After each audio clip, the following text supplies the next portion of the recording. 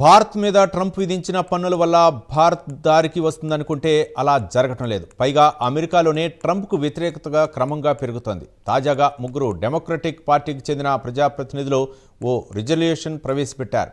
ఆ తీర్మానం నెగ్గితే ట్రంప్ భారతీయ వస్తువుల మీద టారిఫ్లు విధించడానికి ఉపయోగించిన international emergency economic powers act కింద ప్రకటించిన నేషనల్ ఎమర్జెన్సీ రద్దవుతుంది.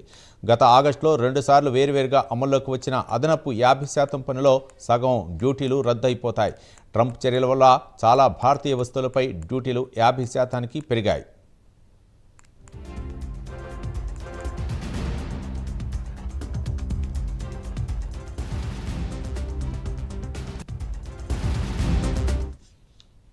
ఇక ఈ తీర్మానాన్ని ఎవరు ప్రవేశపెట్టారనేది చూస్తే నార్త్ కరోలినాకు చెందిన రాస్ ఆర్థిక వ్యవస్థ, వాణిజ్యం, పెట్టుబడులు, శక్తివంతమైన ఇండియన్ అమెరికన్ సమాజం ద్వారా ఇండియాతో లోతుగా అనుసంధానించబడి ఉంటుందని కాంగ్రెస్ ఉమెన్ రాస్ మరో సభ్యుడు మార్క్ వీసీ, భారతీయ మూలాలు కలిగిన డెమోక్రటిక్ రాజా కృష్ణమూర్తి ఉన్నారు. ఇక ట్రంప్ ఇర్రెస్పాన్సిబుల్ టారిఫ్ స్ట్రాటజీస్ కారణంగా ఇండియాతో ఉన్న వ్యాపార భాగస్వామ్యం బలహీనపడుతోందని, అమెరికా పౌరుల ప్రయోజనాలు కూడా వనగూరటం లేదని, అందుకు బదులుగా సప్లై చైన్స్ను దెబ్బతీస్తున్నాయని వారు అభిప్రాయపడుతున్నారు. ఫలితంగా అమెరికా పౌరులు వెచ్చించలేని రీతిలో ధరలు పెరుగుతూ పోతున్నాయని ఆందోళన వ్యక్తం చేశారు. భారత కంపెనీలో నార్త్ కరోలినాలో $1 బిలియన్ ఇన్వెస్ట్ చేసి ఉద్యోగాలు సృష్టించారని రాస్ చెబుతున్నారు.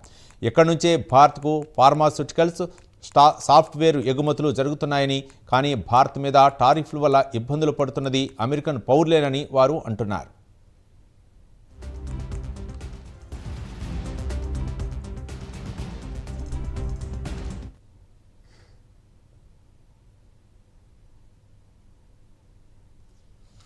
అమెరికా పౌరులకు హానికరమైన ఈ టారిఫ్లను నిలిపివేయటం వల్ల అమెరికా ఆర్థిక భద్రతాపరమైన అవసరాలు సులభంగా తీరిపోతాయని డెమోక్రాట్లు బహిరంగంగానే ట్రంప్ మీద విరుచుకుపడుతున్నారు. ఇప్పటికే ట్రంప్కు వ్యతిరేకంగా రిపబ్లికన్లోనూ స్వరం పెరుగుతుండగా తాజాగా డెమోక్రాట్లు కూడా తోడవుతున్నారు. మరి ఇది ఇక్కడితో ఆగుతుందా, లేక ట్రంప్ను ముంచేదాకా వెళ్తుందా అన్న ఆసక్తి పెరుగుతోంది.